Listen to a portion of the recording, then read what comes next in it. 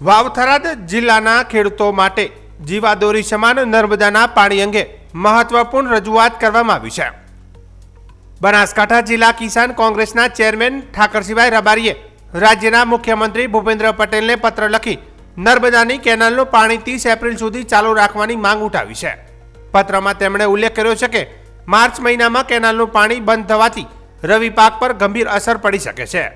હાલ ઘઉં, જીરું, ઈસબગુલ સહિતના પાક પરિપક્વ અવસ્થામાં છે અને આ સમયે પાણી બંધ થવાથી ખેડૂતોને ભારે આર્થિક નુકસાન વેઠવું પડી શકે છે. ઠાકરસિંહભાઈ રબારીએ વધુમાં જણાવ્યું કે નર્મદાનું પાણી બંધ થવાથી માત્ર ખેતી જ નહીં પરંતુ પશુધન માટે પીવાના પાણીની સમસ્યા પણ ઊભી થઈ શકે છે. સરહદી પંથકમાં પાણીનો વિકલ્પ મર્યાદિત હોવાથી ગામડામાં મુશ્કેલી વધવાની શક્યતા છે. ધરણીધર વિસ્તારના આકોલીના અગ્રણી તરીકે તેમણે રાજ્ય સરકારને વિનંતી કરી છે કે ખેડૂતોની કફોડી હાલત ટાળવા અને પશુપાલકોને રાહત આપવા માટે નર્મદાનું પાણી 30 એપ્રિલ સુધી યથાવત રાખવામાં આવે. ચોમાસે પણ નુકસાન હતું.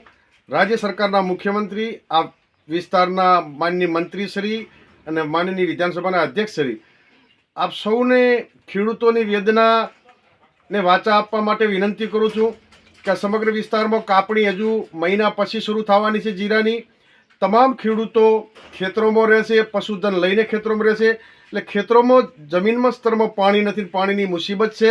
એટલે 15/3નો પાણી બંધ કરવાનો જે લેટર લખ્યો છે નર્મદા વિભાગે, ત્યારે આપને આ ખેડૂતો વતી વેદનાને વાચા આપવા માટે વિનંતી કરું છું કે 30/4 સુધી પાણી ચાલુ રાખો, જેના કારણે ખેડૂતો હવે જ્યારે ઉનાળાની શરૂઆત થઈ છે અને ખેતરોમાં પાણી નથી તો પીવા અને પશુધનને પાણી પીવડાવવા માટે અને કાપણી જ્યારે શરૂ હોય તો ખેડૂતોને ખેતરોમાં પાણીની જરૂર છે. એટલે મહેરબાની કરીને 30/4 સુધી પાણી રાખો. કુદરતની દયાથી નર્મદા ડેમમાં ઘણું બધું પાણી છે, તો ખેડૂતોને તમે મદદરૂપી 30/4 સુધી પાણી ચાલુ રાખો એવી સરકારશ્રીને વિનંતી કરું છું.